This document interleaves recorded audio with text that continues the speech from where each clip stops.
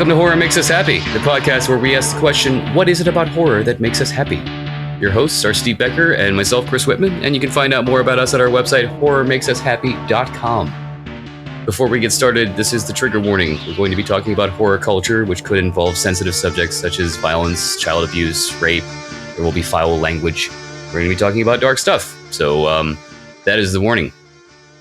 Coming up, we're going to be speaking with author Paula D. Ashe and Robert P. Atone, as well as actress and producers Julianne Prescott, and a big deal for me, Pollyanna McIntosh, this woman from this movie you may have heard of called The Woman. The Woman. It's going to be awesome. But today, we have the pleasure of the company of another author, Mr. Jonathan Janz, best known for such works as The Dismembered, Children of the Dark, and Marla. Welcome to the show, Jonathan. Thank you so much for having me. Our pleasure. Yeah. So excited to be here. I don't remember how much we may or may not have talked about the theme of the call before we got on here, but basically what we're going to do is we're going to go through your experiences with the horror genre from childhood through teenage years and adult years, and try to see if we can identify what it is about horror that you personally love. That said, it's not meant to be a therapy session, so if there's anything that you don't want to answer, just let us know and we'll move on. But starting with childhood, what are some of your earliest memories of scary things? Yeah, my early, and I don't want to make myself out to be some like victim or whatever, but I had a pretty scary early childhood, I think. Okay. The setting where I grew up was scary. Now I think it's awesome, but at the time it was scary. It was this little tiny shack of a house. On our right was a deep, dark graveyard. Behind us was this deep, dark woods. And then to the left of us, there was a woman who was losing her mind and would often scream like for no reason for long periods. And so that was scary.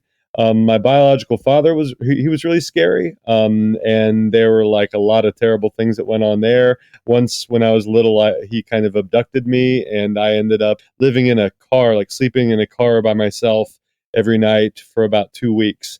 Oh, wow. So like my little like early childhood was scary. So what I think I found in horror was a lot of like safe scariness, like cozy, mysterious, delicious scariness that wouldn't actually harm me. So I was my mom was always, she was awesome, by the way. She was always into like Twilight Zone, the TV show. She was into In Search of with Leonard Nimoy. She would bring home albums like the equivalent of a book on tape or an audiobook. She'd bring albums of like scary, like Edgar Allan Poe audiobooks from the library. And so like she was always playing scary stories on our record player, or showing me something, like Nightmare at 20,000 Feet with William Shatner, so it was constantly that kind of stuff. And that became like my refuge from the actual scary stuff that was around me in my real life. So I think that's where it started. Yeah, it sounds like you were almost fated to work in horror from an early age. I mean, you've got the environment, the upbringing with your father, and just kind of a default feed of horror culture from your mother. Like she could have, gone with, well, Grimm's fairy tales are pretty dark too, but like children's type stuff. But instead, she chose to go with horror. So yeah, early start. Yeah, early start, great start. My mom is the MVP there in that regard. Yeah, definitely. Was she involved in choosing to live next to a graveyard? Right. She was super young. She was 21 and it was like the only place we could afford. And I don't think that early part of my life or her life. She just told you that so that she could live next to a graveyard. That's right, yeah, exactly. You have a choice. Cheapest one you can find. Sorry. It was all a front. Yeah. That kind of like worked out that way, but we made the best of it. Yeah. Yeah, if you're fans of horror, it's not having to make the best of it. It's already the best. True. So did you participate in Halloween as a kid? Oh, big time. Loved Halloween so much. Loved it. Yeah. And Nice. And my friends and I, being near the graveyard, being in a little small town, hay rides, all the accoutrement of Halloween, that was just like synonymous with my life. And my birthday is October 27th, by the way. So every year I'd have a birthday, it would be right around the same time. We would celebrate Halloween and birthday concurrently. So it was perfect. It's funny as we were talking about this, this funny thought popped to mind of I wonder if the graveyard did anything for Halloween, which I'd say it's funny because at the same time I'm thinking to myself, what graveyard ever does that? But at the same time, I thought to myself, but that's kind of like a missed opportunity. It kind of is, isn't it? I mean, it's a gray area, you know. They'd have to find some way to do something that'd be respectful. You know Yeah. what I mean, so but you would think that they could find something to do. Yeah. Yeah. Decorate the entrance, at least. Yeah. Actually, if nothing else, you probably do like a social thing where, okay, everybody help come, clean the place up, and then we'll have a party. There you go. I love that, actually. I hope any graveyard owners are listening right now, because I Yes. think this is a fabulous idea. Untapped market. Yeah. Do Big it. time. Do you remember having a favorite costume? You know those old hard plastic things that Ben scrape Cooper. with Yeah. with the rubber band on the back? So Yep. I had one that was Godzilla, and even Yeah. though that's only kind of horror adjacent, I really really like that one a lot. Yeah. Particular reason. It counts. Fire breathing, that sort of thing. Least favorite costume.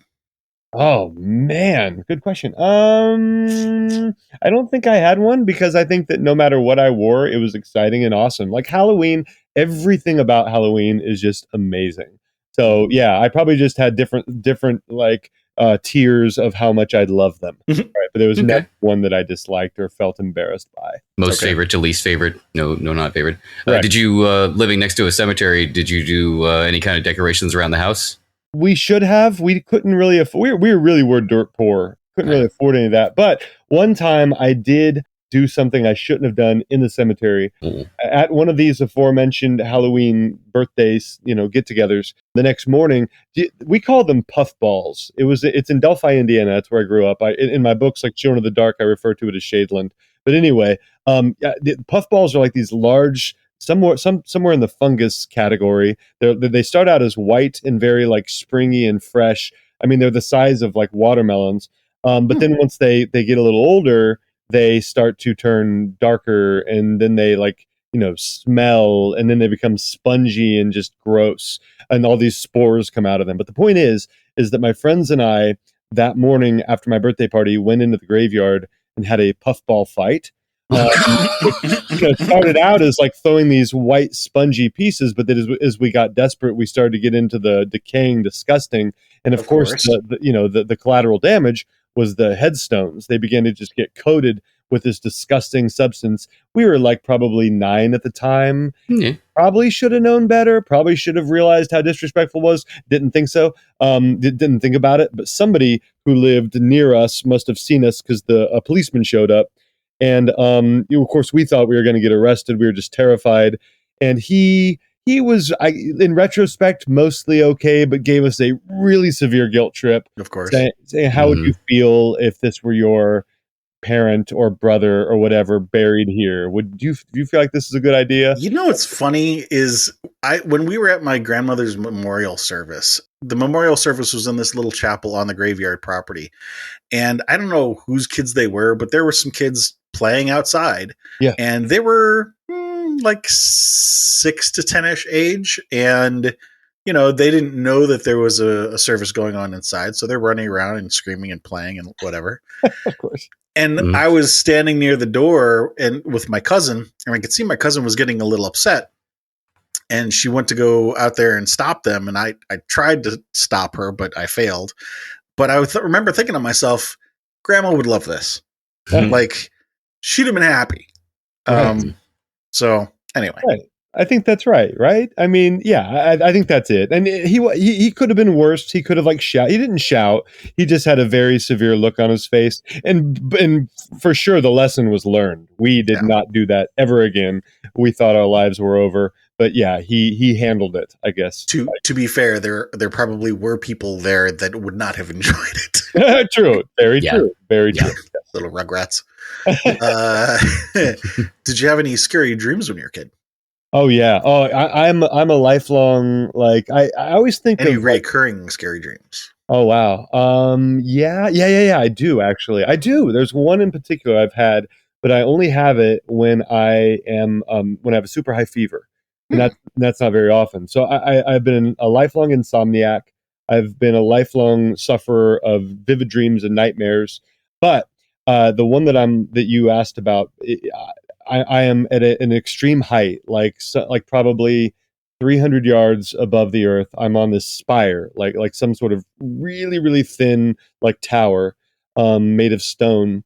And below me are just like pavers, and each paver is, for as far as the eye could see, they all have like numbers on them, and they're all very small. They're all probably like 6 inches in diameter, and I have to leap from the tower and land on the exact correct one, or else all my family will die.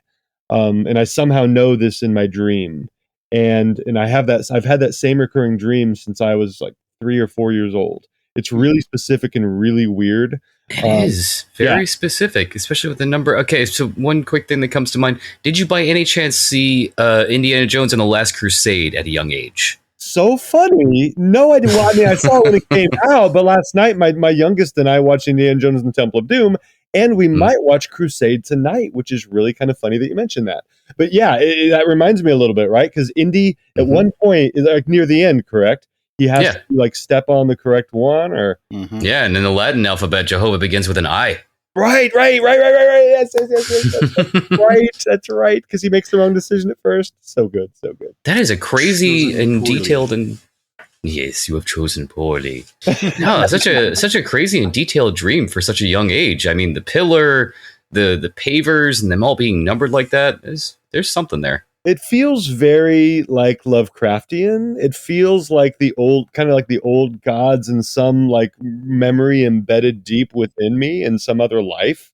But yeah, it is. I know how weird it sounds, but it's so vivid, and it just fills me with such dread. Well, you'd mentioned your bio-dad potentially being scary, and I mean, this is sort of like a walking on eggshells kind of thing of, I have to be very careful here. Mm-hmm. That makes sense. I mean, we were told when he was, my mom divorced him when I was like 4 or 5, but when he was home, the rule was we couldn't talk. Yeah, he just didn't, because as he told my mom, he didn't want to be reminded that he had a family. So we couldn't speak if he was there, and if we did, there were consequences. So yeah, I think from an early age, I was very afraid of making a mistake, of consequences of even minor mistakes. So maybe there is a correlation. Mm-hmm. Can't even talk around him. Eesh. No. It's funny because the next question is, was there ever a time you were actually terrified of something in real life? You got options. You have a few options. You got a whole smorgasbord here, man. Yeah. Shall we go with that we just discussed, or do you want to say something else? Yeah, one specific thing that comes from that, there was an experience with fire that I'm very afraid of. A really specific thing from real life I was afraid of that has nothing to do with him is, in that same house there was like a cistern like down in the basement. Mm-hmm. I don't even know if I'm using the correct terminology, but a little like a well, like a hole. Yeah, it's a cistern. Yeah, there we go. And it was just this blackish, brackish water. And I was so afraid of being pulled down into that to my death, of something. And there's an Amityville. I think it's called Amityville. Yeah, that was the first thing that came to mind. I was going to say, like, well, at least it wasn't bright green. So in that movie, something comes out of there, right? Maybe it is the eponymous demon in Amityville. Mm-hmm. The demon comes out and does pull somebody down. And when I finally saw that, like, it's like all my fears were realized. Like, oh my gosh, it was a rational fear, because it can happen, because it happened in this movie. It's funny that you bring that up too, because I know Chris has got a script that I've proofread that has something involving something like that too. No way! Yeah. A little bit. That's amazing. Well, the follow-up to that is, did that introduce any fears that you hadn't had before? I don't know how that would necessarily affect you in your daily life, although maybe the fire one might. Yeah, I mean, that cistern, I think even before I ever went on a lake, in an ocean, in water, even before I ever knew what a shark was, I think I was afraid of water because of that. Mm. Like the unknown that water represented. Basically, I'm afraid of all the elements, it sounds like. We've covered fire, water, anything. Right. But yeah, I think that's the thing about like horror, not to get too philosophical here, but I think that you need to know. I think some of the most effective horror writers and makers of any horror stories, like they know what it's like to be afraid because they're afraid themselves or have been afraid themselves.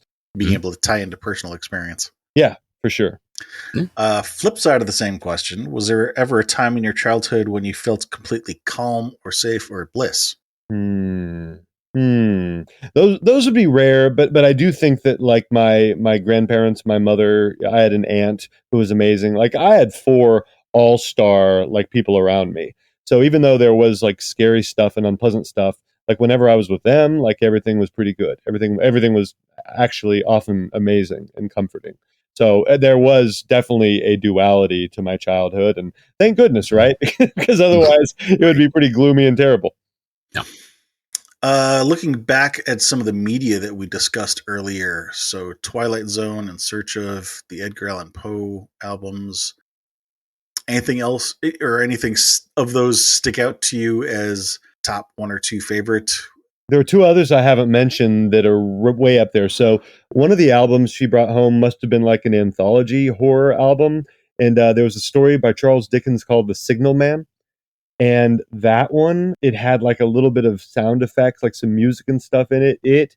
I still hear it in my head. It still terrifies me. It just imprinted itself upon me. Of course, back then it was in a terrifying, nightmarish way. Now it's in just a fond memory. I still tap into that kind of way. The other one was there was this traveling group. You know how you have like convocations at an elementary school? We had one every year. They would come. They're called the Cole Marionettes. Cole, I'm thinking Cole must have been a last name or something. But they would perform. I mean, I look back, it's kind of like quaint and pitiful and silly, but like at the time, it was so transporting. But they would bring like a little tiny stage. We would go to the gymnasium at my elementary school. And in the gymnasium, there would be this little stage set up for the little marionettes, right? And everything would go dark. And so there'd be these little spotlights on the little stage, and then they'd perform a play, these marionettes. And the one I remember most vividly was The Legend of Sleepy Hollow. And I'm telling you, that thing, the Ichabod Crane, the Headless Horseman, all that stuff, that just, I still see the galloping horseman with that whatever flaming pumpkin head. I still see that galloping across, drawn by strings, and it just still makes me feel like a little kid. Yeah, I remember that one too. Not so much the play. I mean, you got to see it live, but yeah, I definitely have fond memories of the early animated Ichabod Crane. Yeah, Bing Crosby, right? Is Ichabod maybe? As the voice? I think so. I think he was. I think he narrated and even sang in that. If we're thinking of the same version, it was a Disney version.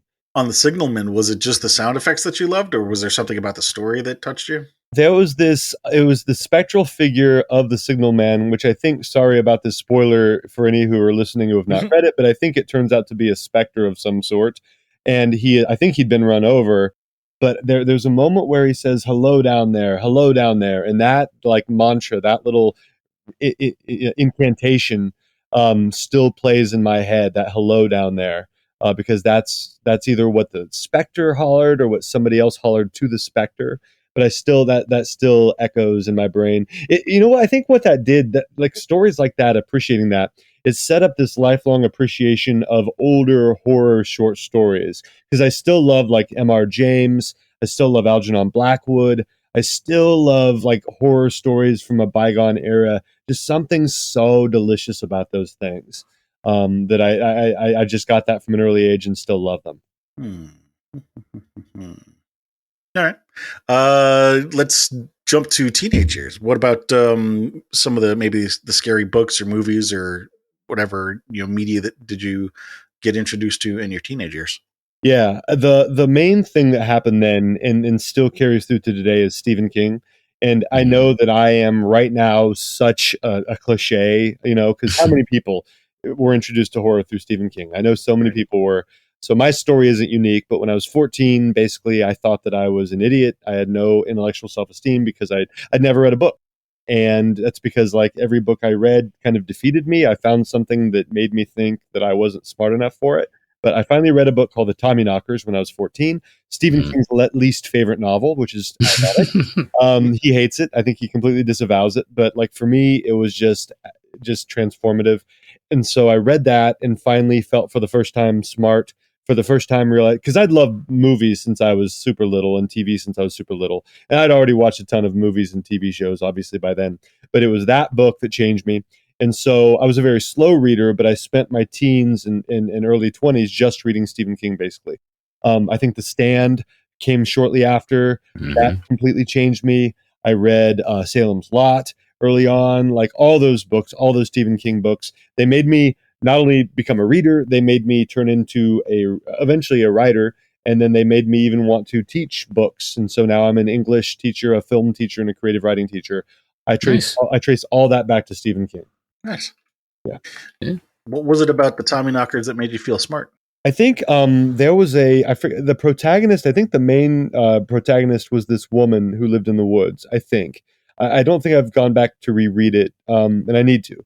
But I think what happens is she finds the tip of something that's buried in the forest, and I think it like gives her this gushing nosebleed.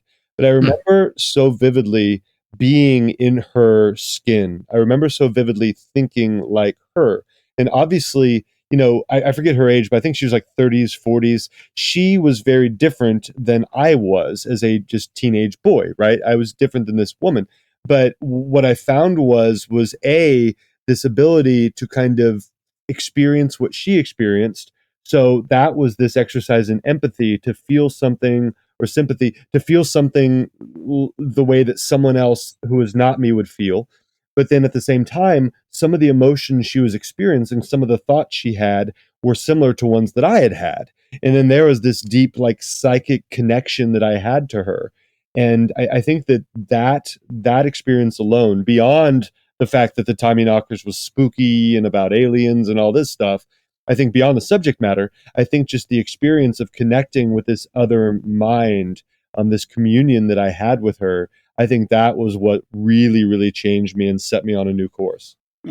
Okay. Let's see. Anything like that with The Stand or Salem's Lot? Big time, especially The Stand. Stu Redman. So I connected with Stu much deeper than any other character I'd ever read, and I still connect with him on a deeper level than other. I mean, he'd be like easily top 2 or 3 for me in the history of my reading, maybe number 1. And I think the reason why is Brian Keene and I have talked about this a bit.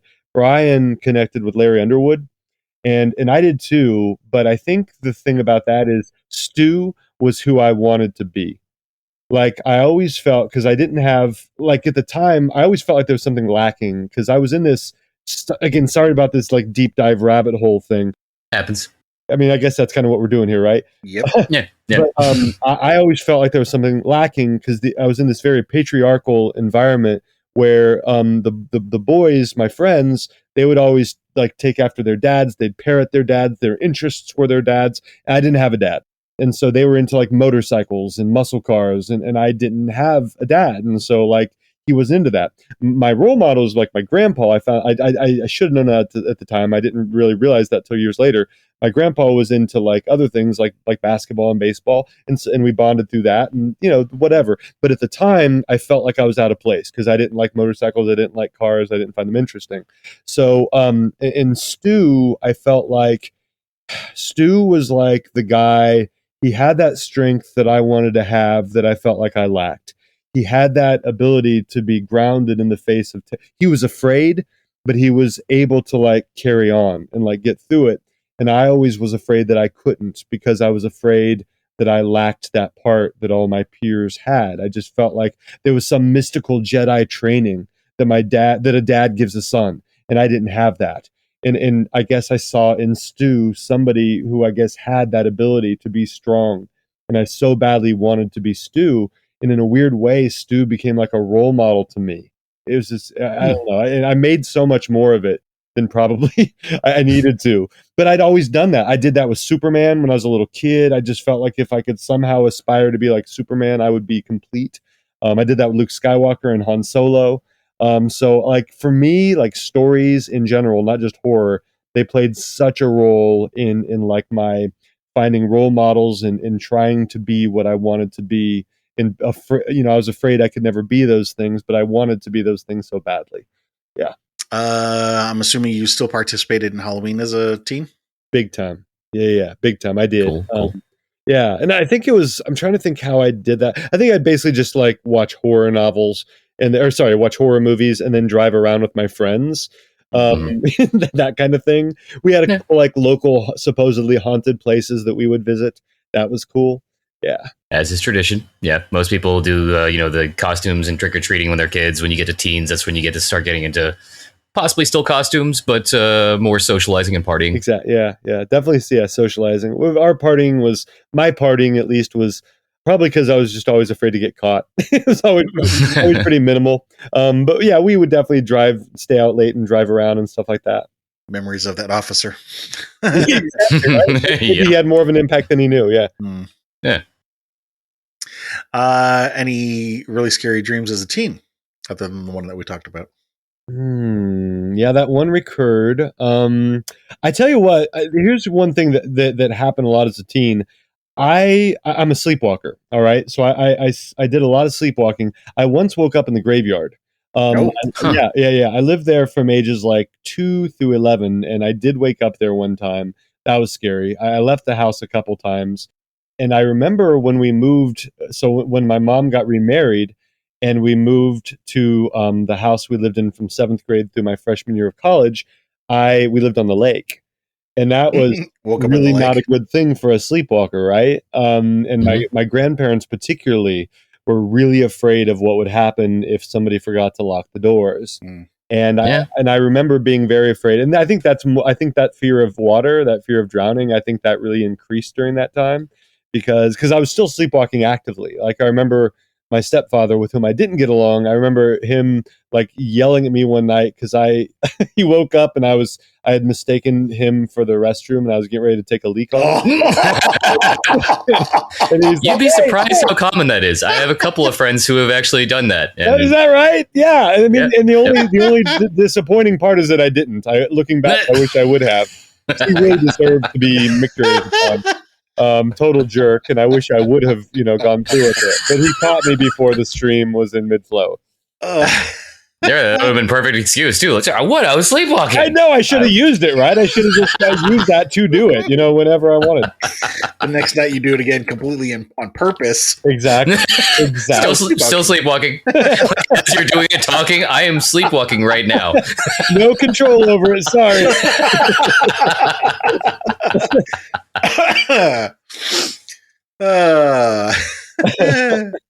Anytime you were actually terrified of something in real life as a teen?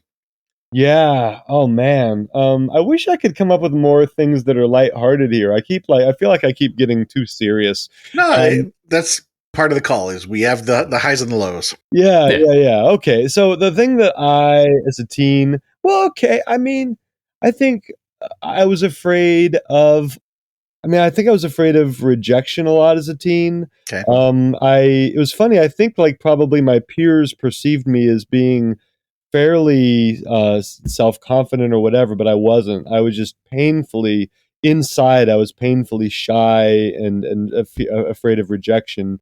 I had a really horrible, nearly life-ending car crash when I was 18, and so that definitely their fear was born then. So I was afraid of car crashes and still am, but now mainly for my family. Of course. My son is 17 and he's a driver now. And one of my daughters is 15 and she's getting ready to drive. And that fear of car crashes was born when I had one and still to today. My son, yesterday, we were going to meet somewhere. And then as I was sitting there waiting for him, I heard an ambulance. I saw an ambulance go by and then I heard it. And I'm just, every time I hear an ambulance now or whatever, I see flashing lights, I'm so afraid that it's one of my kids. And that's because of that terrible car crash I had that senior year. Yeah. You brought up the fear of rejection part with it. Was that related somehow? Or did you? No, that was totally I just shifted. Yeah, that's totally because I was trying to come up with something a little less depressing. And that was my less depressing, and it's probably more depressing actually and sadder. No, just clarifying. So, funny question about the fear about your kids now. So, were you the one that taught your kids to drive, or your wife? Mostly me. My wife. Really? Yeah. My wife she's done that. She's taken them out and stuff. but I think that I was the first one with each one to take them out. The reason that I asked that is because I'm just picturing you in the passenger seat Yeah. while your kids are driving. Yeah. It's funny. It's like, I feel like if I'm with them, I'm a little less afraid. But if I'm not there, I think most of us have a fear of having no control. And I think that the closer we are to control, maybe. Well, that's kind of where I was going with that, is because as the passenger, you don't have the control, and you're in the car with them as they're, jerking forward or making awkward turns and things like that. Like, right. Because I remember the first time I'd learned how to drive a car, the first time I tried to take a turn, because, there's, if you just hit the gas and let the wheel kind of straighten itself back out, it'll kind of take itself where it needs to go. Yeah. But you don't know that the first time you do it.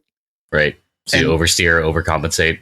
Right. You're trying to physically steer it as or you're hitting the gas too hard. Like, there's that whole experience. And I could just see as a passenger, I think I'm all right because I don't have the fear that you have, but I could also see being in your shoes. Like, I probably would have been scared. Yeah. But if you didn't, hey, that's fine. Well, I think that the problem is you're approaching it from logic. Stop using that logic stuff. Yeah, I mean, you're exactly right. I have no control, but I feel like I do. Like, in my brain, I delude myself into thinking it's the same thing. Like in the ocean, I'm terrified of the ocean. If my wife, so one day over spring break, I took one daughter to Hollywood Studios in Disney. And my wife took my other daughter and my son and his girlfriend to the ocean. And I wasn't really afraid because I was distracted and I couldn't see it. But when I'm there at the ocean with my family, I'm terrified if I'm like 20 feet away, because I'm sure a shark is going to get them or a riptide is going to pull them out. If I'm right by them or near them, like say 5 feet away, I feel like completely at ease or relatively at ease, even though what am I going to do? If there's like a tiger shark, what am I going to just beat it up? I mean, what am I going to do if there's a shark attack or if so like, even though I really don't have control, the closer I am to it, the more like at ease I feel. So it's a totally irrational like dichotomy, but it's one that I kind of cling to. I like lean into it just so I cannot feel the terror as much. Do you feel yourself having separation anxiety?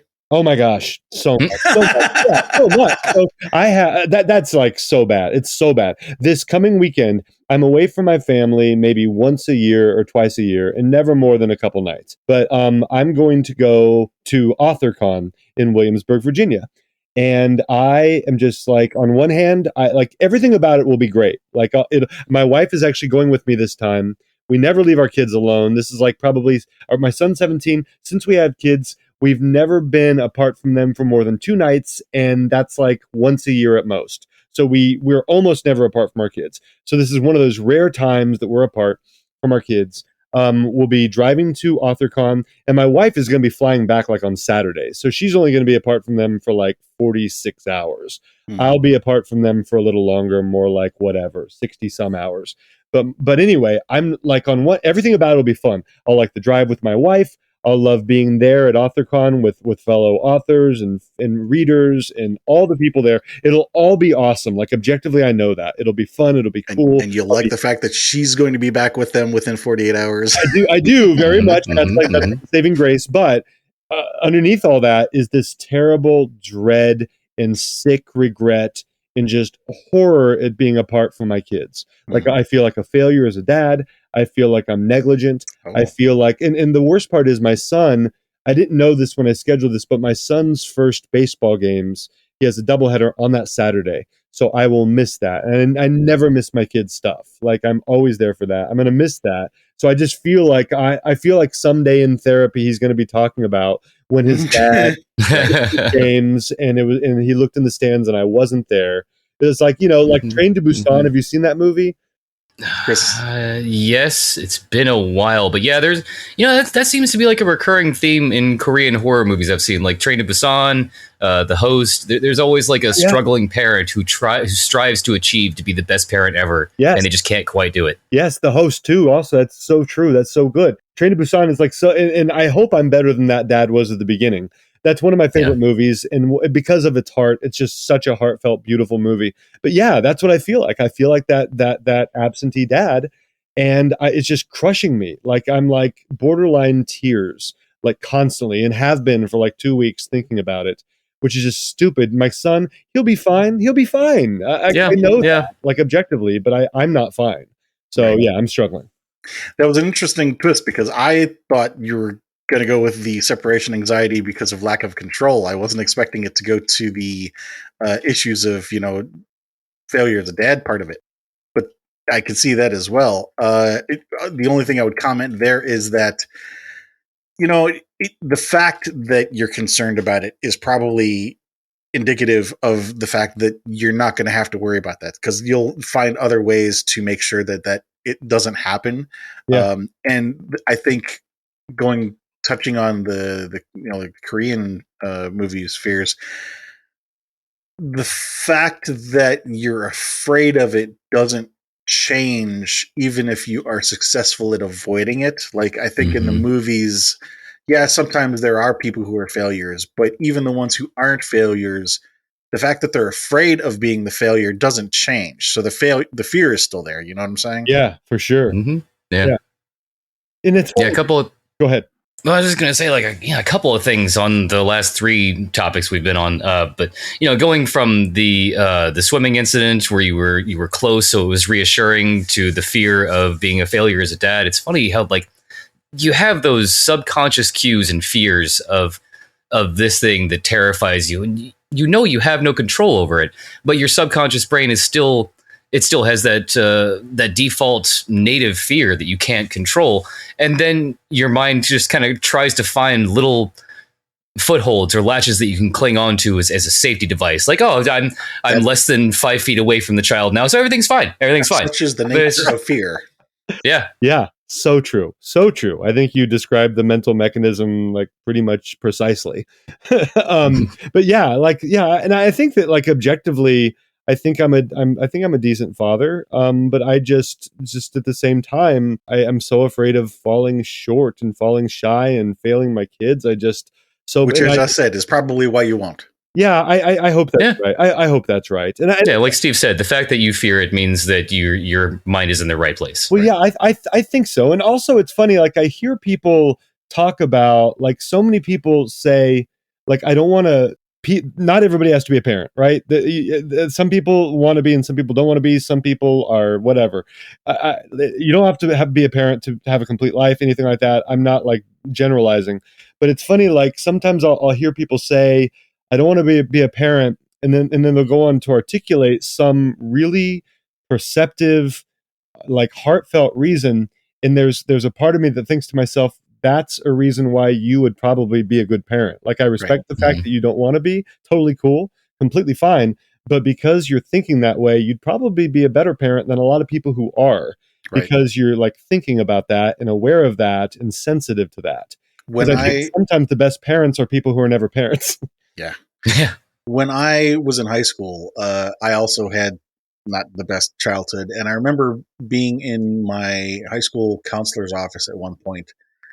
I don't remember why I was there, but I just remember being really depressed at one particular moment and saying to her that I had this fear that I would always feel broken. And she said that that she was pretty sure that I would be fine. And I asked her why. And her answer was that because I could tell that something was wrong. And she said in her experience, the difference between the kids who turn out all right and the ones that don't, or that the ones who don't realize that there's anything wrong.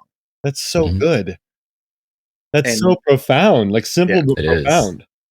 You mind if I steal that? Go right ahead. So I told you I'm a teacher, and so I'll be with 100 good point. on Monday, and I think that's something that they need to hear. I think they need to hear because it's amazing. Every kid that I encounter has a problem, right? But they feel like their problems are immaterial, or they don't matter, or they're wrong or broken or whatever. And I think that knowing or hearing that their awareness that something is wrong could actually be a positive thing, right? If looked at in a certain way. Potential tie into a question here. When was there ever a time in your teens where you felt completely safe or calm or at bliss? Hmm. When I was a senior, I told you about the car crash I had. Um, it was right before the car crash. My senior year in basketball had just ended, and that was a big part of my high school years was playing basketball. My career just ended. I didn't know what to do after school. No more practice, all that stuff. And this English teacher opened the writing lab after school for like kids who wanted to do homework. I just ventured down there because I was kind of aimless after a week of no practices, and I just sat down and I on a whim started to write. And I started because I was reading a lot of Stephen King. I started to write a really bad imitation of a Stephen King novel, and like it immediately felt good, even though I sucked at it. I wasn't a good writer, obviously, at that time. I was terrible at it, but it felt good and it felt fulfilling and it made me feel more whole and it felt real. It felt true. It felt empowering. And that's probably the most secure I ever felt as a teenager was then. And then after I had my crash, because I just started to do that, and then like a week later I had my car crash, and then I was like, it was a bad one. So I had like amnesia. I was borderline in a coma. I lost like a month of from my life that I'll never get back, like memory wise. So I was home from school for a long time. But my computer teacher, back from seventh grade, brought this ancient Mac out to my house so I could continue my book because he'd heard from that teacher that I was writing. And so he brought it to me and then I would write. And for hours and hours and hours while I was home from school, instead of doing homework, I was working on this book. And so it was like a solace to me after that car accident too. And it's been that for me ever since. It's been like this shelter, this safe place, this calming agent in my life. And I just and that's why I tell so two of the classes I teach are creative writing and advanced creative writing, and I tell all my kids this. I'm like, the moment you put pen to paper or fingers to keyboard, you are doing something good. You are expressing, and I think the same thing applies to putting brush to canvas or putting foot to floor in a dance or fingers to guitar. Getting it out of yourself. I feel like any art is therapeutic. Any art is expressive and it's good. It's good for your mental health. It's good for your emotions to do that. So I really feel like art is a haven for us and it's so important for us because that's what it was to me and that's what it continues to be to me. It's interesting because my first thought was that I thought there are a lot of people out there who don't support art who need to hear that. Oh my And then gosh. my second thought was that how those people would instead say that you need to be doing something else, whether it's, woodworking or working on a farm or, physical activity.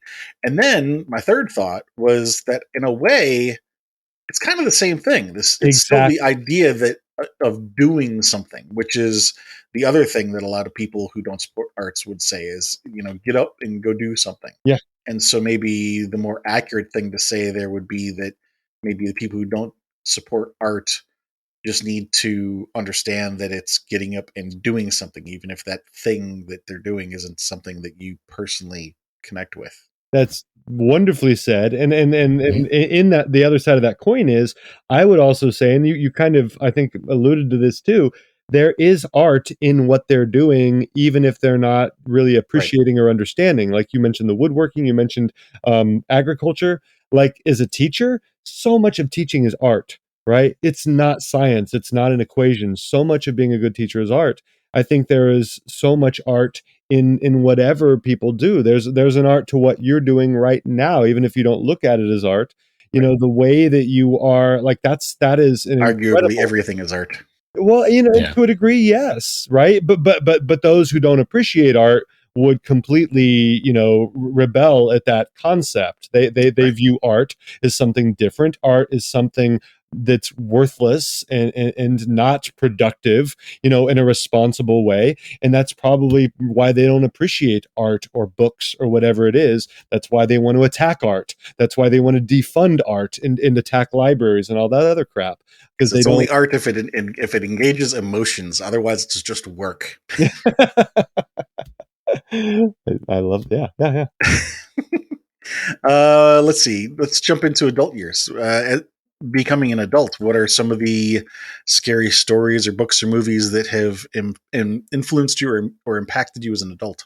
Man. I know, probably hard to Yeah, narrow the list, but usually the first two or three There's so many. things I that come know. to mind And it usually shouldn't come be, it for a shouldn't be reason. hard. Yeah, I should just like work from. Well, let me just tell you some movies that pop out when I think of scariest movies. All right, movies that stick with me. Lake Mungo. That's a good one. Oh my Yeah. gosh, Lake Mungo deserve it. It deserves to be on that top, the highest echelon, in my opinion. Like up there with Exorcist, Jaws, whatever, The Thing, whatever like canonical horror works exist. I think Lake Mungo should be up there. It is just so brilliant, and I'm rewatching it right now. I saw it for the first time like maybe a year and a half ago, and it legit gave me nightmares. And like really, like I would wake up in the middle of the night terrified. There's this face, there's this image you see in Lake Mungo. It like comes out of the dark near the end of it, and it just so horrified me, and I'm still afraid of it. I'll wake up in the middle of the night like cowering in my covers, and I for a long time I didn't rewatch it. I only saw it that once, and I'm just now starting to rewatch it with my middle child, who's my horror fan. Nice. She loves horror, and we watch and rewatch it together. It's even better than I remembered. Like now I can go back and not just experience as a viewer. Now I can look at it as a piece of art, like look at it as a craftsman, and really appreciate how it's put together. And we're only like a third of the way through, and my mind is blown at how good it is. So I think Lake Mungo is like a top 5 horror film of all time. And like nobody's seen it except for people who are in the horror, like really, really into horror. They've seen it, but I think that lay people probably have not, and I'd love that to change. Have you guys seen it? Should I? I've seen it only once. It does deserve a rewatch. I just remember it being really good. It seemed like kind of like, okay, I'll throw this on in the background, indie horror film, whatever, when I first started it. But of course, like 10 minutes in, it drew me in, and I was hooked till the very end with the twist, and it was awesome. Yeah. Plus, I just love was it Ashley Lynn Carter, because she was also in The Woman. Is that right? Yeah, and I think Sean Bridgers, the father from The Woman, was in Jug. I'm thinking of Jugface. Okay.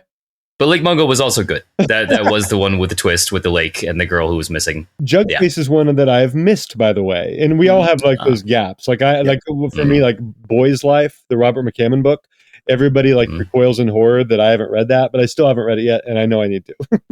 On the list, as they say. Yes. When you mentioned the face or the image coming out of the dark, my first thought was the cistern. Oh, yeah. Right? Yeah. Oh my gosh. Hey. Oh my. It's all connected. It is totally connected.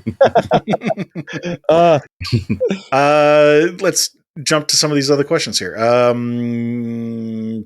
You do participate in Halloween as an adult? Yes. Now I get to through my children, which is such a blast. Yeah. So each one is in a different stage. Son is 17, one daughter's 15, the other daughter's 12. My daughter, who's 12, still does trick or treat, which is awesome. My 15-year-old daughter did trick or treating this year, which I think is great. I think that's I think. Okay, so here's something that the three of us know. All right, here's something we know that I think almost all humans forget. There is no expiration date for Halloween. There is no expiration date for feeling the magic of Halloween or for feeling the magic of storytelling, feeling the magic of just of magic, right?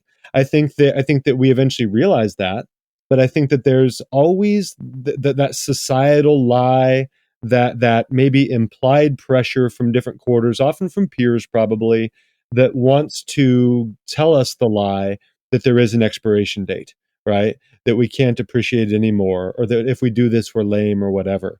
And so hopefully my enthusiasm will mitigate that at least somewhat for my kids, because you know they see me being excited about Halloween. They see me going to horror conventions where people cosplay. I love that. I love that so much. It's like things they call childlike. Either a childlike is not disparaging, ever, like it's a really positive thing, or what we call childlike is just being like true and genuinely loving things and being open and appreciative of things that are just awesome, right? Yeah, it's funny. You almost said verbatim something that I cover. My book doesn't come up often in these calls, but the book that I wrote talks about almost 90 of the tools that I've learned through therapy and recovery and 12-step stuff. Yeah. And one of the phrases that we learn is childlike is not childish. Well, that's beautiful. Okay, I'm gonna hold on. I'm gonna. You can keep talking, but I'm gonna put that on my phone. That is so good. That is so good. There, as you kind of talked about, the magic, and that there are parents or people who would shame a child for participating in certain things or doing certain things, not even necessarily related to Halloween. But in defense of that childlike is not childish, that there are negative things that we do associate with being a child, like being selfish or throwing temper tantrums and things like that. And if you lump in the awe of that children can feel in certain situations, that's not necessarily necessary. I mean, there's a whole conversation that can be had about that. That is a topic in and of itself. I just wanted to throw that out there while it was appropriate to have that conversation. No, it's marvelous. No, it's so true. I'm going to use that. I'm stealing that with my students tomorrow because they need to hear that. They're right at that stage where it reminds me, is silly sounding maybe, but it reminds me of Polar Express, how they can only hear the ringing of the bell. And there's a point where, in the book at least, where the little sister of the main character stops hearing it, but the main character keeps hearing it. And I think that, we can always get it back, I think. But I think that those teenage years are often the years that bell ceases to sound because we feel like it should cease to sound, or there's something wrong with hearing it. But like you said, childlike is beautiful. That's a wonderful thing. Yeah. Any really scary dreams as an adult? I have dreams where, like, my family isn't my family. Like or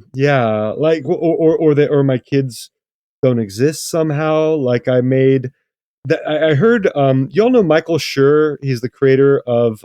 He created Parks and Rec and Brooklyn Nine-Nine and The Good Place, and he also helped write for The Office. He's cousin Moe's on The Office. But he was talking about this the other night in the podcast, talking about sliding doors moments and talking about how, like, this one little, because basically he says he's lucky, right? People always want to attribute his success to skill and merit. And he says so much of it is luck. And so much of the things that happen to people is luck, good luck or bad luck. And that thought, while I think very true, often like informs my nightmares. And I think of, like, what would have happened had just think about this. Like, if I had gone this way rather than this way, what if I had, here's a silly, cheesy example, but I always had this fear of being in a play and on stage, because I'm not an actor. Like, I honestly, that's not self-deprecation. I suck at acting. I cannot deliver lines well at all. And so anytime I'm afraid of it, but it's not bad for me, I want to, like, conquer it, which is just stupid and stubborn some of the time. Sometimes it's good. So I always kind of said to myself, if ever I get asked to be in a play, I'm going to say yes. So when I was 26, I got asked to be in a play for this little community theater thing. And I'm like, here it is. Here's the moment. Like, you're afraid of it, you better do it. So I kept saying no, no, no. Finally, I said yes. And the part was for Prince Charming in Cinderella. And I had to sing and all this stuff. And I remember going to my first practice. I remember vividly hearing this woman singing from down the hallway. You can guess who this became. That ultimately was Cinderella. That ultimately became my wife. Oh, and so it's the cheesiest romantic comedy, whatever, meet cute. Well, then it's a good thing you attended the play, right? But I have dreams about not. I have dreams about saying no. Okay. About what would happen. Like, what if? What if? Yeah. Because I was like 90% not going to. So I'm going to drop another one on you if you haven't heard this one before. Yeah. I've always liked this little symbol. It's a saying, but you can visualize it as a symbol of luck equals preparation plus opportunity. Yeah. Mm-hmm. And I love that, because if you think about it, if you're prepared but you never have an opportunity, you're not lucky. If you have an opportunity but you're not prepared, you can't capitalize on it. Yes. If you never have either, then of course you're not lucky either. But it's having both. And in your case, maybe you weren't prepared as a stage performer, but you were prepared to take the challenge. Yeah. And then you had the opportunity. That's true. That is very true. I think that's very true. I think that that quote is true, and it's also, like, inspiring to me and probably to many others.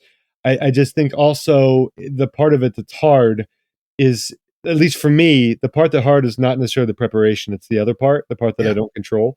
Yeah. it's super hard for me to accept that I don't control it. Yeah. And that's something I battle with my whole life. Like just understanding and the accepting that that's not, that there's part of it that's not in my hands. Because I like that control, and I'm like, I will prepare. Like I will work hard. That's never at issue. But that other part about me having that opportunity, or luck or whatever, I think that's really difficult for me to accept that it's not True, but the point is that you have to focus on what you can focus on, because if you 100%. say I can't control the opportunity, so I'm not going to work on the preparation, then Right. And I guess some people do that, right? I mean, I guess They some do. people don't prepare, which is, I guess, like for me and my personality, I guess that part is like frustrating, because I'm like, it's because there's so much that you don't control. Why wouldn't you control what you can, Mhm. right? So for me, it's like just the way. This is the way to quote the Mandalorian. It's like I will absolutely work my ass off. And I do, right? I that's the one thing, like, and I hope that doesn't sound self-aggrandizing, but I do. I work so hard and always will. But yeah, it's just hard for me to accept that I can't control the other part. But you're right. I mean, I think that's right. We control what we can control. And then because people who don't, and maybe I'm sounding unsympathetic here, but people who don't control that hardworking part, I don't know. I guess I'm not going to say anything about that, because I don't want to sound like a bad person. It's just not a good situation to be in. There you go. And by the way, and I want to make sure I am sympathetic, because there are people who can't control certain things, because like the hard work part, there are people who have crappy circumstances. There are people who have sickness and have to take care of loved ones with sickness, and people who deal with all sorts of other things that aren't in their control, and it sounds like I would be throwing shade at them. I'm not at all. Like I completely, and I'm not one of those people that says, well, you've got to write 10 pages a day or you suck. You're not right. That kind of thinking is so, that's just so callous, because what I would say to that is what we have to prepare for is different for each of us. Exactly, because some people have there's situations like you can't understand somebody's life until you walk in their shoes. Some people have such difficult situations and they cannot write even 1 page a day because of their situations. And I think that being sensitive to that is important too. And right? And that's what I mean, that preparing for what they have to deal with tomorrow, maybe not, being part of a Hollywood movie, but it's still worth doing. You still have to prepare for what you have to face tomorrow. I mean, yes. So very well said. Very well said. Has there been anything in your adult life that has made you feel completely calm or safe or at bliss? Yeah. And this sounds so cheesy, but my just being with my wife and kids, just having them with me. It sounds like I'm Linus with a security blanket, but I just feel so whole and so calm and so happy. It just really is a wonderful feeling. And one thing, it's funny, as a teacher, like not only am I I love teaching as a profession. It's very difficult, but I love it. But my kids go to my school. So like right now, my sixth grader, she's not with me yet. It's a 7 through 12. So next year will be the first year that they're all three there at the school with me. The only year they'll be there with me, because my son will be a senior next year. Right. But my son is in my last hour class. He's in my 8th hour class. I love having him with me. It just like makes that class all the more special. My freshman daughter, she will ride to school with me. And having her there in my classroom before school starts, that will just start the day with a sense of peace. And I think that's a real luxury that most people don't have. Like, how many people get to go to school with their kids? So it just really does. I just love being around them. I mean, I'm sure sometimes the stereotypical feelings of teen angst rise up. They're like, Dad, you're annoying. Dad, get away from me, all that stuff. But like for me, always having that, having them near me is just so special and awesome. Right. So the next two questions I'm going to ask you at the same time, because it could be the same answer for both questions, or it could be two different answers. Yeah. If you had to pick a favorite movie, and what movie have you watched more times than any other?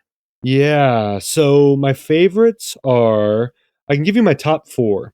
And I'm going to cheat. That's fair. I'm going to cheat because like 2 of them are groups of movies. Okay. So the number 1 on my top 4 is probably A New Hope and Empire Strikes Back. Those 2 together. No shade toward the other Star Wars movies, but those are my 2 favorites. And then like second, although some days it's almost first, would be the Lord of the Rings trilogy, because I just love those so passionately. And then third would probably be Jaws, and fourth would be Shawshank Redemption. The Shank. Yeah, those are the ones I go back to again and again. Shawshank's the one I've seen the least of the four, although I've probably still seen that, I don't know, 5 to 10 times. But like Jaws, I teach every semester, multiple times a semester to my film lit class. So I've probably seen that one 60, 80, 100 sometimes. So and that never gets old. And then probably the one I've seen the most of would be Star Wars, A New Hope, and Empire Strikes Back, because that one, my kids have all loved at different times, and my youngest is just addicted to my 12-year-old. The first movie I ever saw was Star Wars when I was 3 years old. I saw A New Hope, and I will never get tired of them. They will never cease being magical to me. All right, so just make a quick note. Movie. So New Hope was the first one that you saw. What about these two movies? Like, is there a theme that you like? Is there a scene that you like? I've been thinking about this in relation to John Williams so much lately, because John Williams, like, I get choked up because John Williams, the composer, has like enhanced my life every year of my life, every month of my life, almost on a daily basis. He makes my life better. And I just have so much of a debt to him, could never repay. And he's 90, and I feel so much pressure to write a letter to him. But I feel like I'll be ineloquent, even though I'm a writer, and I won't properly capture what I feel for him. And then B, I'm afraid that he'd never see it, but I still want to write it, and I should write it, and I will write it at some point.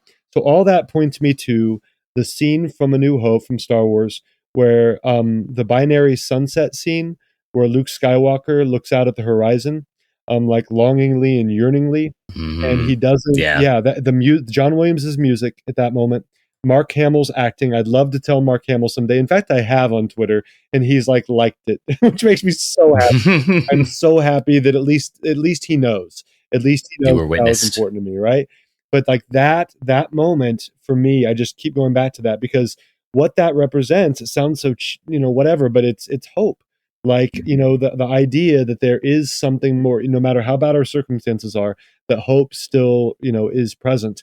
When Luke is looking out at that horizon and we see the sun in his eyes, I just love that. Because when I first saw that when I was 3, that's in this dark period that we started with, when my mom and biological dad were still together, and my childhood was one long horror show and miserable and scary. But I felt Luke. Like, I felt him in that moment. I was Luke looking out at that sunset. I didn't know. I was 3. What did I know, right? I was barely potty trained. But on some level, I recognized that there was more. And I felt hope from that. And I would always go back to that moment. And every time I see it, it fills me not only with longing, but with this edifying surety, this certainty that there is something more, that there is something better. Give me 1 second. I want to write one more thing here. So, thank you for indulging me, by the way, and sorry for being so ridiculous and flaky. But I really, as earnest and all and ridiculous as all this sounds, I do believe it. Right? I know that there are people who listen to this and roll their eyes and are like, "Oh, dude, that's so cringe." And you know what? I'm like, honestly, to those people, you do you live your life how you want to, but I'm going to be excited about things. I'm going to feel things. I'm going to get choked up on a daily basis. Because I don't know. I think it's, emotions are good things to have, and like, feeling those with other people, that's a good thing to do.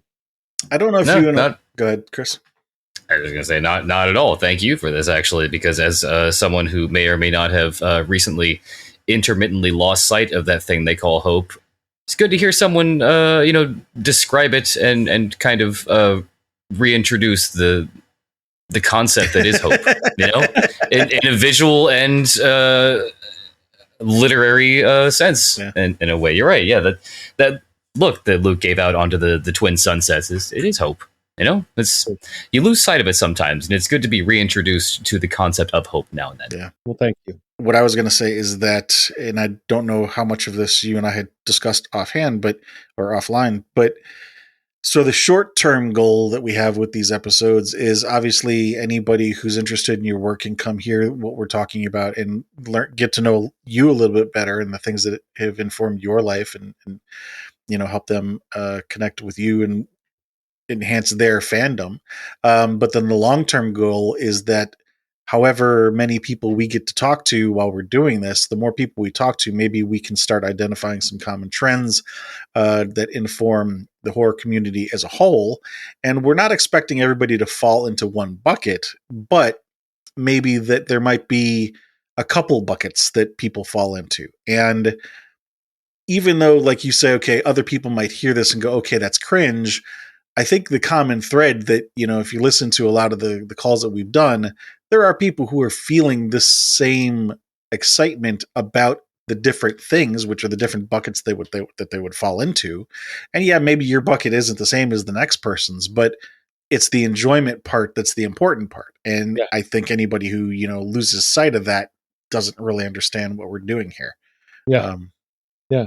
That's awesome, by the way. I love by the way, you two are awesome to talk to. I love the name of your podcast. I love that so much.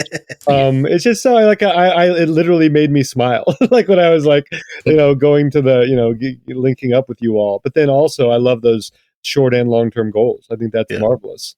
Yeah, it's so cool. Mm-hmm.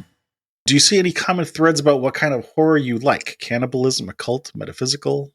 Well, what I love is that I love the lack of consistency. The only thing consistent is the variety. And I love that. See, I'm somebody who feels that horror can be, and I know that like a cynic's view of what I'm going to say is, well, then anything can be horror. Then we can't define it and you suck and whatever. But like, I feel like the horror umbrella is so vast. I feel like it's so much broader than what people want it to be.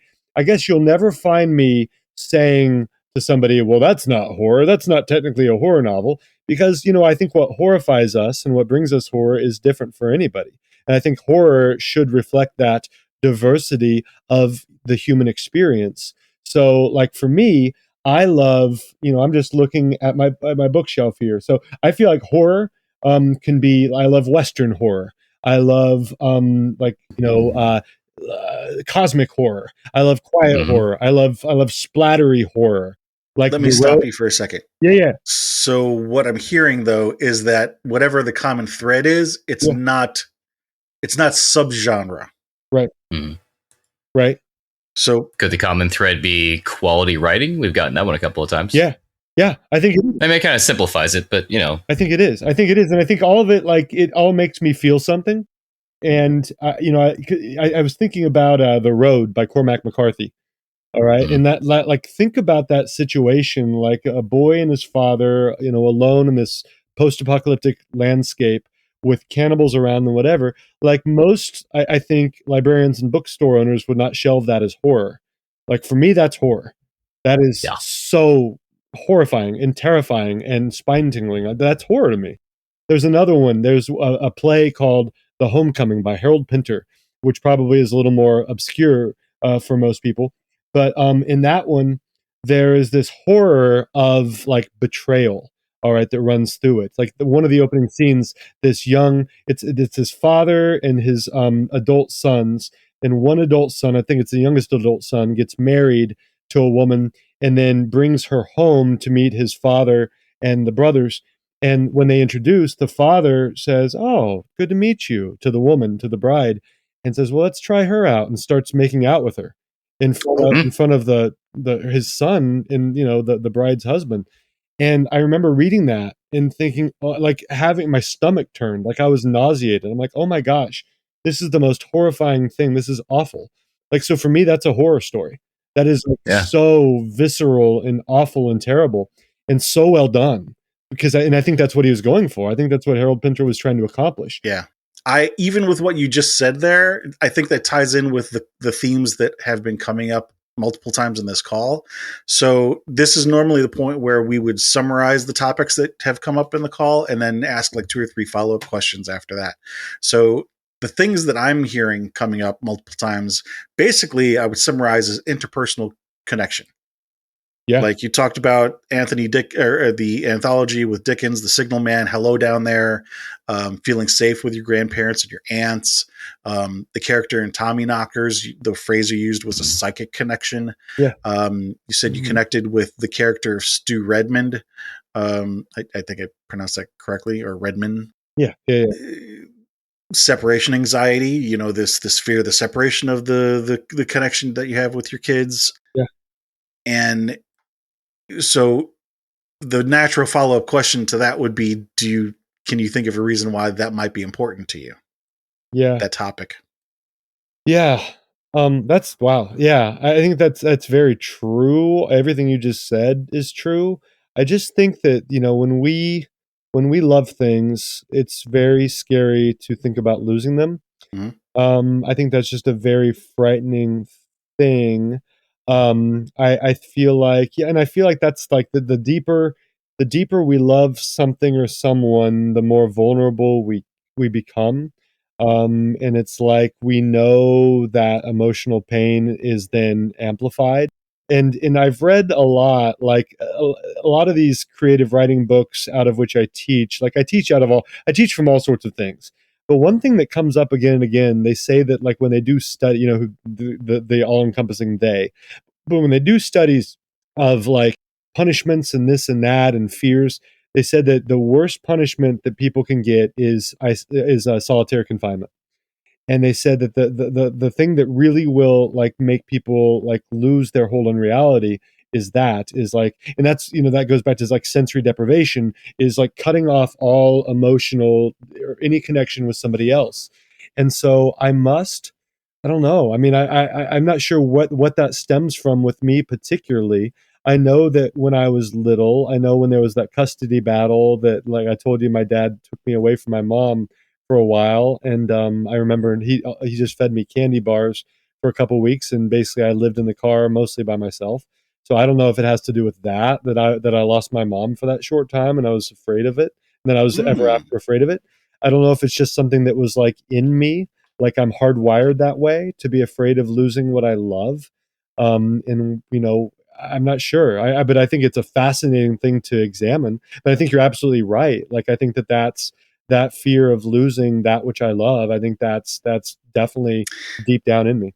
I think it's really interesting that what you just said about that feeling of losing that relationship with your mom for 3 weeks, because what I was going to say is often we want what we cannot have.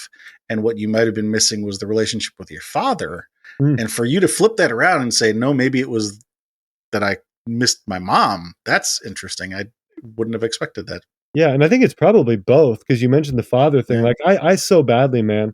Even though like it was a horror story. And I know we don't have time, and I won't get into this now. But there's so much more there. So much just stuff straight out of a horror novel.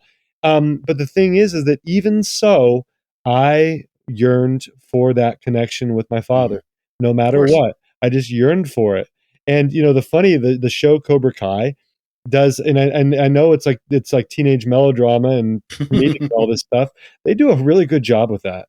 They do a really good job with the pain and father-son relationships between Johnny and Robbie, between Miguel and his father, Miguel and Johnny, and all that stuff.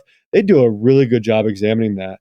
And I wish I was at a convention with William Zabka, and I didn't go up to him, and it kills me that I didn't. I hope I get to someday to thank him, the Johnny Lawrence character, for all that. But yeah, I think it's both. I think it's that yearning for connection with my dad and the fear of losing my connection with my mom. So the natural follow-up question to that then is why horror? Because couldn't you explore those things in other genres? I think I could. I think that here we probably get into like the shaping, like the nurture part, where my mom really, really kind of honed my lens into a horror lens. When we would, I remember one time that Frog and Toad. All right, Frog and Toad. I don't know if you know those kids' books by Arnold Lobel, I think is his name. Right. They're just an awesome kids' book series. They're like four of them, 5 stories each, so 20 stories total. The one that she would read the most often, there's only one horror story in all of them, really, and it's called Mm. Shivers. She would read that the most often. And it was, it's just this cute little kid's story now, but at the time it was terrifying. There was the old dark frog was the character, this giant frog that was gonna eat the main character, the storyteller, the frog. And that's what she would read. So I think my mom really kind of turned me in that direction, Mhm. and I think that that's maybe why I view everything, all this interpersonal stuff, through a horror lens. Maybe it would be different if I had been weaned on like soap operas. or something else. But at the same time, here's what's cool. And this is why I view horror so wild. There was this melding of genres happening because we would watch Three's Company. All right. We'd watch that comedy every week. And we would watch, like The Love Boat, and we would watch all these other things, and I'd see Star Wars and Close Encounters of the Third Kind. So even though horror was probably the main part, she really exposed me to all kinds of stories, which was awesome. So maybe that's why, as I fuse them together emotionally and mentally, that's why I still, because I write, that's what I write. I write all these different things. Like when I see something, I want to write that through a horror lens. Like I'm going to write, like I'd love to write a Star Wars novel, like through horror someday, like a horrific Star Wars novel. Somebody did that. Like Joe Schreiber wrote one called like Death Troopers, I think. I'd love to do that. Like I'd love to write a horror Star Wars novel someday. So yeah, I think all of that kind of like still lives in me now. That's market. Got some potential. Yeah. Yeah. I'm going to talk to my agent. Yeah, please do. Yeah, right. No, that fits. There's plenty of reasons that we've gotten from other people about, why horror, and your answer is as good as any. It's interesting that, like you said, that, your mom had this influence, but like you say, it sort of melded with all the other genres that you guys watched together too. So yeah, in your case, it's just the lens that you see things through. That's right. Yeah, I am her mad scientist experiment. Like the monster that's resulted. I'm sure she enjoys that. So, last question: is there anything that you've thought of that might be relevant that hasn't come up on the call? Maybe something that you thought of earlier that didn't get a chance to say. Well, I'd love to hear a little bit from you two, to be honest. Like you all have done an amazing job of like letting me talk and getting like, of like getting into my psyche and my past and my futures and my fears and hopes and loves.